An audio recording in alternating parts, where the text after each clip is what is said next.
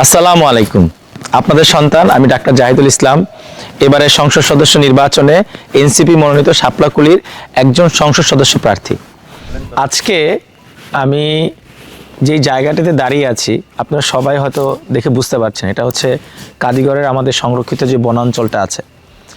আমি যখন ছোটবেলায় বড় হয়েছি বা বিভিন্ন সময় বিভিন্ন জায়গায় আত্মীয়দের বাড়িতে গিয়েছি, রাস্তার দুই ধারে আমরা এরকম বন দেখেছি, কিন্তু আজ কিন্তু সেটা সংরক্ষিত একটা জায়গায় চলে এসেছে।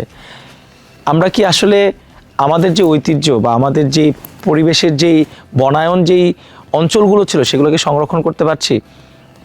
আমরা এই ভালুকাবাসী যারা আছি আমরা সবাই গর্ব করি এই কাদিগড় বনাঞ্চল নিয়ে, কিন্তু আমাদের পুরো অঞ্চলে কিন্তু গজারি বনের একটা বড় প্রাকৃতিক পরিবেশ ছিল, সেটা আমরা হারিয়ে ফেলেছি। এখন আমাদের একটা বড় সময় এসেছে সেটাকে সংরক্ষণ করার, সেটাকে আগলে ধরে রাখার, পাশাপাশি আমাদের পরিবেশগত উন্নয়নের জন্য এই অঞ্চলের বনায়নকে সংরক্ষণের পাশাপাশি বনায়নকে বৃদ্ধি করতে হবে। সেই বিষয়টা আমাদের কাজ করতে হবে এবং সেই কাজটা আমাদের প্রত্যেকের দায়িত্ব নিয়ে করতে হবে।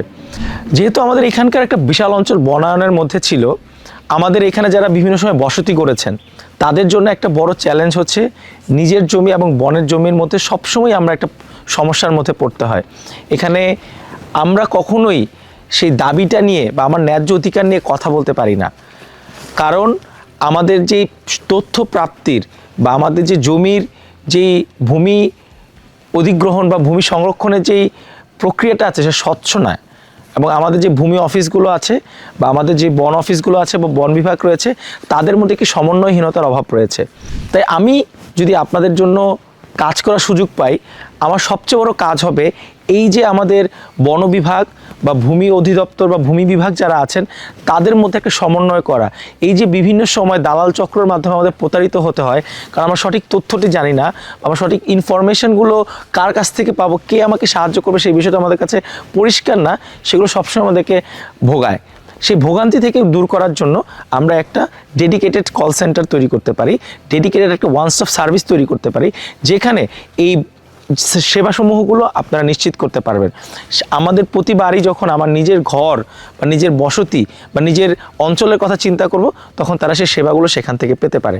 পাশাপাশি বন বিভাগের সাথে আমাদের কাজ করতে হবে, আমাদের যে বনাঞ্চলগুলো আছে সেটা সংরক্ষণ করতে হবে, সেটাকে বৃদ্ধি করতে হবে।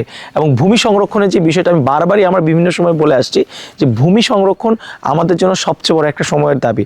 আমাদেরকে একসাথে কাজ করতে হবে। ইনশাআল্লাহ আমরা সবাই মিলে একসাথে আগামীর ভালুকা গড়ার জন্য কাজ করব এবং স্বপ্নের ভালুকা গড়ে তুলব।